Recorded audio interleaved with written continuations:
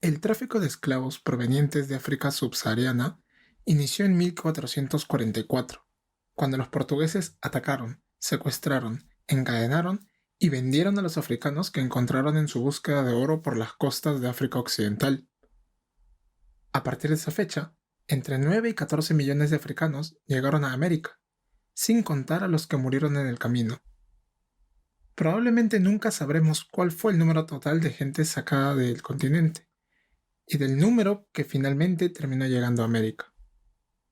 Pero aún así, es innegable el terrible impacto que tuvo sobre las poblaciones del continente africano durante los siglos XVI, XVII, XVIII y en adelante. Estos pueblos explotados generarían nuevas culturas, nuevas costumbres en las diferentes regiones de América en que se asentaron.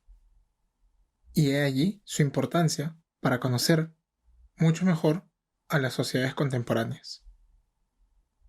Mi nombre es Sergio Sáez y en este episodio de Más de 200 hablaremos sobre cuáles fueron los pueblos de origen de estos esclavos africanos traídos al Perú, centrándonos primero en África Occidental.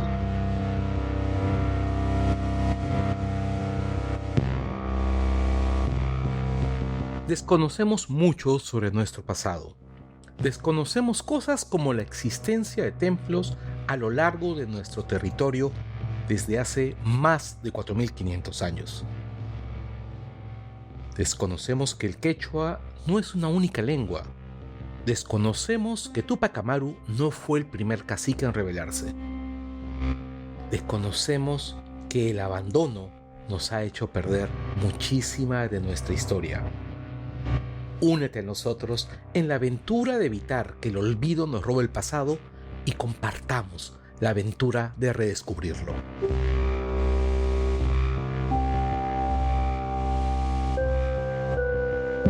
La historiadora Gwendolyn Hall nos dice que el comercio de esclavos y la esclavitud ha existido a lo largo del mundo por milenios, pero no ha sido lo mismo en todas las épocas y lugares.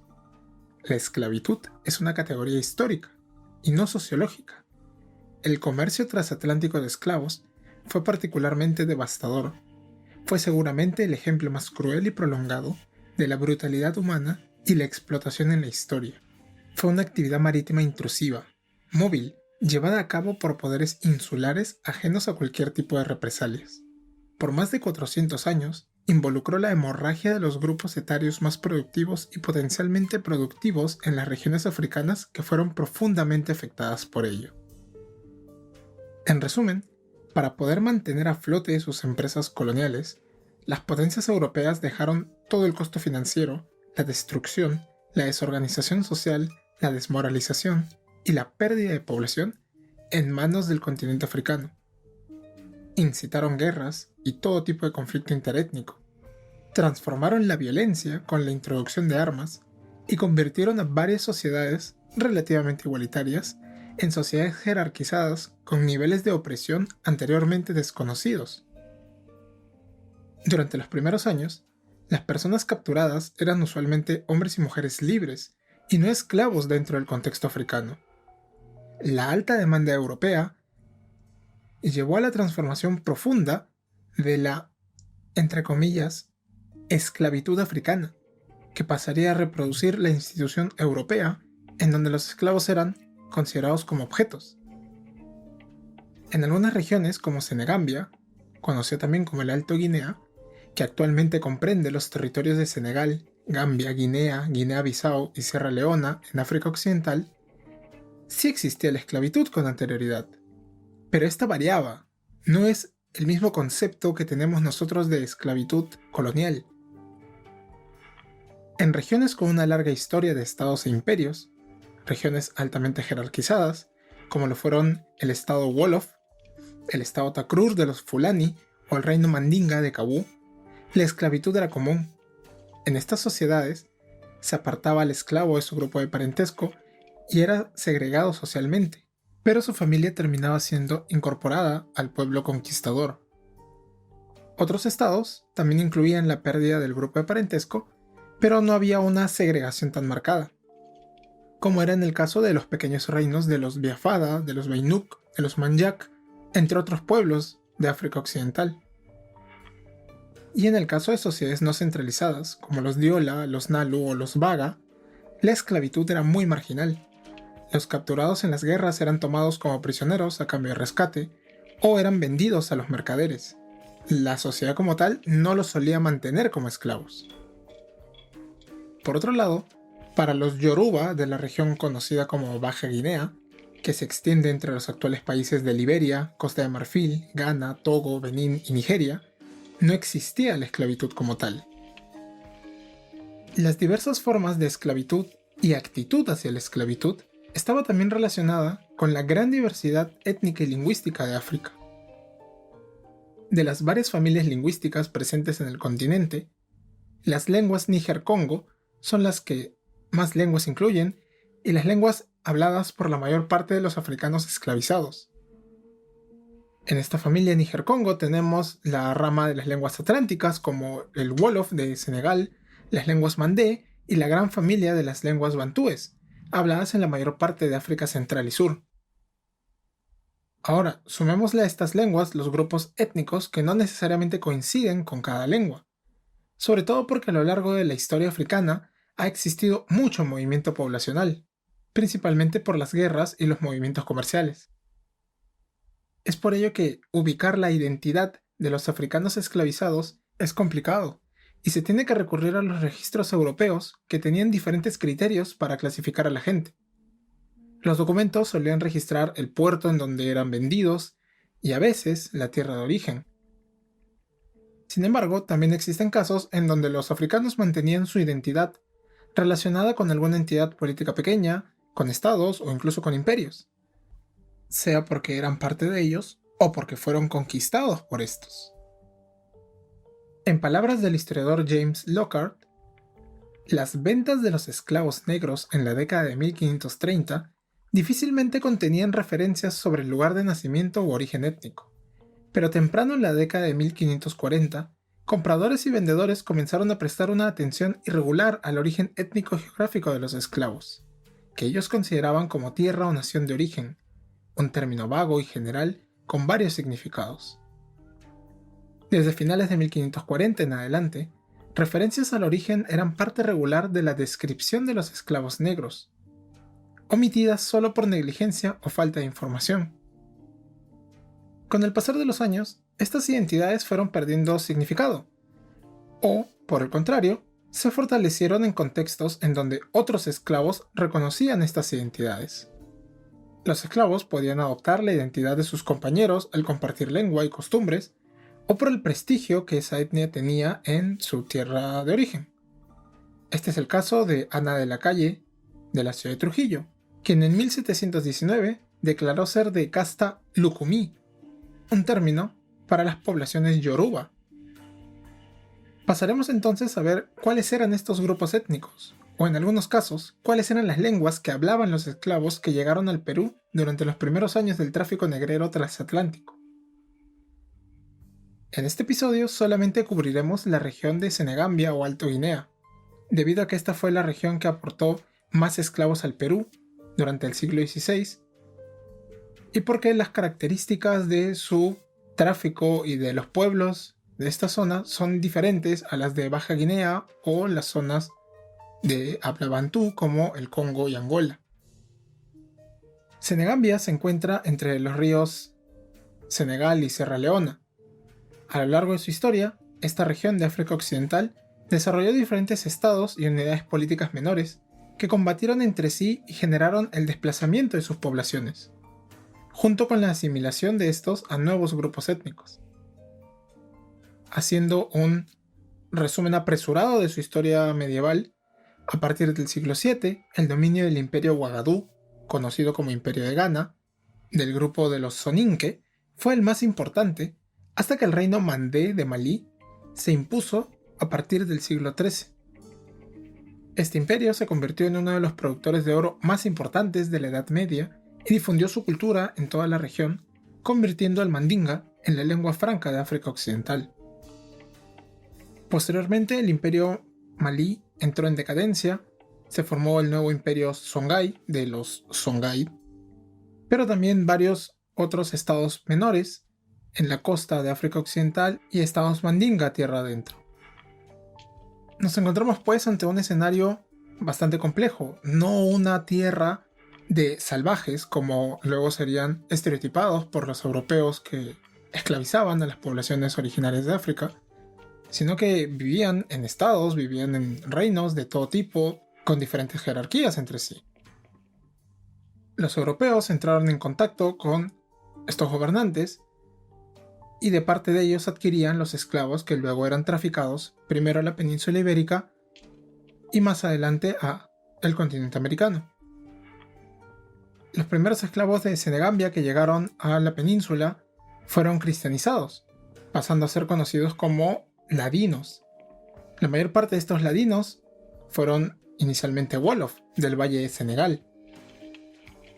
Estos primeros esclavos provocaron rebeliones junto con los indígenas del Caribe y cooperaron con los piratas y otras potencias rivales a la corona española. Es por ello que las autoridades coloniales desalentaron su compra por ser considerados los Wolof como muy peligrosos y sobre todo rebeldes. Pero el tráfico de esta población no desapareció del todo, pero sí se redujo drásticamente a lo largo del siglo XVI. Los Wolof llegarían a diferentes colonias europeas de todo el continente. Durante los primeros 2 siglos de colonización, los esclavos de Senegambia fueron predominantes, debido a que la región estaba más cerca de América. Las corrientes permitían viajes más rápidos de barcos más pequeños, con menos gente que mantener. En otras palabras, se necesitaban menos recursos para invertir en el tráfico. Entre 1532 y 1580, Senegambia aportó hasta el 80% de todos los esclavos que llegaron al Perú, pero experimentó un descenso. Entre 1560 y 1650, aportaba ya el 55.1%, mientras que los esclavos bantúes de África centro-occidental eran el 32.9%, y finalmente los traídos de las bahías de Benín y Biafra, en Baja Guinea, eran el 12%. Para 1650, los senegambianos bajaron hasta representar el 30% de la población explotada. El deseo por esclavos de Senegambia llevó a que la corona cobrara menos impuestos para su compra y venta, y así motivar su importación a América. Eran más caros que los de Angola, aunque probablemente se deba a que los segundos llegaban en peores condiciones físicas. Sobre los esclavos de Senegambia, que también era llamada Guinea, decían: estos guineas son los negros más valorados por los españoles, aquellos que trabajan más fuerte, que eran más caros. Son de buena naturaleza, inteligencia aguda, apuestos y bien dispuestos, de temperamento alegre y muy joviales, sin dejar pasar la ocasión de tocar instrumentos musicales, cantar y bailar, aun cuando ejercían los trabajos más duros del mundo. Estas claras connotaciones racistas llevaron a que sean de los esclavos más caros a lo largo de la colonia, siendo preferidos por encima de los esclavos de otras regiones, quienes eran vistos como muy rebeldes, como los Wolof que hemos comentado, o muy flojos.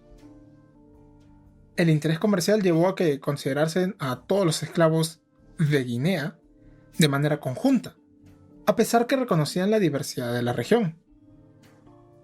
Una declaración de 1789 decía: de 50 esclavos que llegaron, hay 20 naciones de costumbres y lenguajes diferentes, que no se entienden entre sí. Sus rostros y cuerpos son marcados de forma distinta. Estos negros son designados en Senegal por su nombre genérico de Bambara. Acá debo hacer una precisión. Bambara es un término despectivo que le dieron otros pueblos a los bamana de lengua mandé, así que sería más apropiado llamarlos por su nombre, por el nombre que ellos mismos reconocen, que es bamana. Pues bien, se hacía una generalización, llamándolos a todos con un mismo nombre, a pesar de ya tener décadas de tráfico negrero. Esta situación es bastante lógica en realidad. Tempranamente, entre los siglos XV y XVI, se conocían a ciertas áreas a partir de los nombres de algunos grupos predominantes.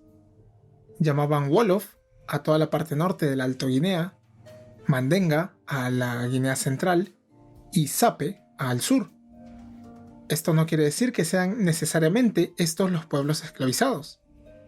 El historiador Stefan Bunen registra el caso por ejemplo, de una esclava registrada como Wolof Banul. Este último término se refiere al pueblo Bainuk. Entonces era una esclava que no era Wolof, sino que venía de una zona específica de Guinea, pero que su identidad era distinta. Era Bainuk. Otro punto a tomar en cuenta fueron las incursiones militares. La invasión mandé de distintos estados en África Occidental generó muchos cautivos, que luego serían conocidos colectivamente como Sape, independientemente de su etnia. Entonces, ¿cuáles fueron los pueblos esclavizados de África Occidental que llegaron al Perú? Como ya hemos visto, muchos nombres se engloban en uno o varios grupos étnicos diferentes, cuyos nombres actualmente son reivindicados por poblaciones actuales. Por eso es importante resaltar el trabajo de Stefan Bunen, ya mencionado, y otros historiadores, quienes actualizan, por llamarlo de algún modo, los antiguos nombres coloniales. Pasaré entonces a mencionar a los distintos grupos étnicos que fueron explotados como esclavos y traídos a las colonias americanas, específicamente los que llegaron a Perú. Y para ordenarlos, me basaré en la clasificación lingüística de estos grupos. Entre las lenguas níger-congo tenemos a la rama atlántica, que incluye a las lenguas senegambianas habladas por los Wolof, los Biafada, que aparecen como Biafara en los documentos, los Bainuk, que aparecen como Bañol, los Bihago, que aparecen como Biojo, los Tukuleo, que aparecen como Tukuksui, los Diola, que aparecen como Folupo. Todos estos grupos hablan lenguas del mismo nombre que su grupo étnico. Por su parte, los Manyak, Papel y Mancanya aparecen nombrados como Bran y son hablantes de las lenguas Bak. También están los Serer, que aparecen en los documentos como Berbesi, hablantes de la lengua Serer o de alguna de las lenguas Kanjin. En la rama atlántica de las lenguas níger-congo también tenemos a las lenguas Mel, habladas por los Landuma, que aparecen en los documentos como Cocolí. Estos Landuma, junto con los Temne y los Baga, son llamados también como Sape. De la rama Mandé de las lenguas níger-congo tenemos a los Soso, los Mandinga y los Loko, que hablan lenguas del mismo nombre que el grupo étnico. Y finalmente tenemos a los Limba y los Nalu, hablantes de lenguas independientes, también de la rama atlántica de las lenguas níger-congo. Todos estos pueblos soportaron la sangría que llevó a que entre el siglo XVI y 1640 se trafique anualmente entre 2.000 y 3.000 esclavos.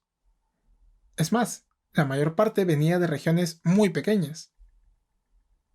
Stefan Bunen señala que, para el periodo 1560-1591, observamos el asombroso hecho de que más de la mitad de los esclavos africanos, 54.2%, y 2/3 de todos los esclavos de Alta Guinea, que es Senegambia, en Perú, venían de un área pequeña, de cerca de 20 kilómetros cuadrados, que se extiende entre el valle bajo del río Casamanza y el río Cogón. Este era el asentamiento de los Bainuk, de la gente de habla Kasanga, de los Diola, de los Manyak, Papel y Macanya, de los Balanta, los Biafada, los de habla Bihago y los Nalu.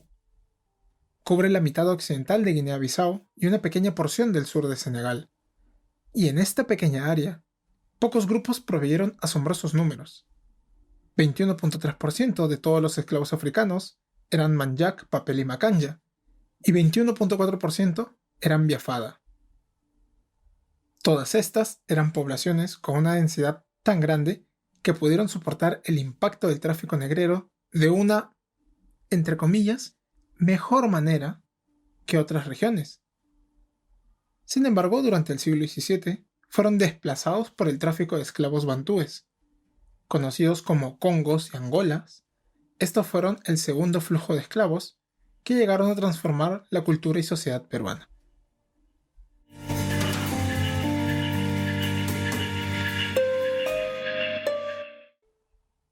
Gracias por acompañarme con el primer episodio de esta nueva serie sobre la esclavitud en la historia del Perú.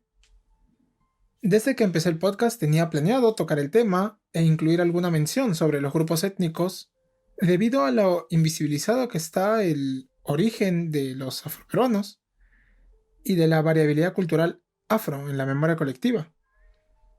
Me ha gustado mucho investigar sobre este tema, pero sé que es también uno de los que menos manejo, así que espero sus sugerencias y sus críticas de todo tipo para poder corregir o mejorar la información que les pueda brindar. Como siempre, antes de pasar a la Biblia, quiero agradecer a nuestros Patreon, quienes nos vienen apoyando todos estos meses. Gracias a Iván Villarreal, a Joshua Aramburu Mantovani, a Linda Blair, a Arturo JL, a CBZ y a Franca Barca. Ya saben que si desean contribuir con nosotros pueden hacerlo vía Patreon, buscándonos como más de 200 podcasts de historia andina. Hay distintos niveles de apoyo en esta plataforma de mecenazgo, partiendo desde $1, y si desean luego pueden desuscribirse. Los episodios van a seguir saliendo de manera gratuita en iVoox, Spotify y YouTube. Y estamos esperando la aprobación de Apple Podcast para que también esté disponible en esa plataforma. También nos pueden seguir en nuestra cuenta de Twitter, donde estamos como @más de 200 en números, en donde seguiré compartiendo información sobre historia y arqueología. Y finalmente les pido nuevamente que nos apoyen con sus comentarios, sus críticas, sus sugerencias en la caja de comentarios de iVoox o en la misma cuenta de Twitter sobre este y otros episodios.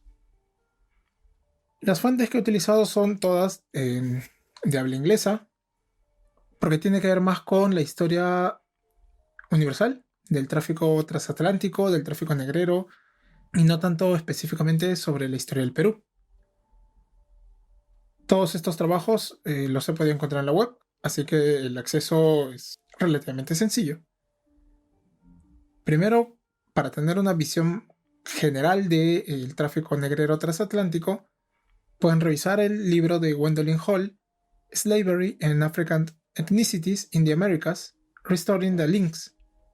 Capítulo a capítulo trata sobre las diferentes regiones de África como la Senegambia, la zona de Baja Guinea, la zona de las tierras bantúes, de lo que actualmente es el Congo y Angola y también Mozambique, y qué información tenemos sobre las distintas colonias, no solamente las colonias españolas, sino también francesas e inglesas, a donde llegaron los esclavos africanos. Un artículo básico y que ha sido vital para reconstruir los grupos étnicos que he mencionado en este episodio es Stefan Bunen, Ethnic Origins of Peruvian Slaves, 1548-1650, Figures for Upper Guinea, publicado en la revista Paideuma.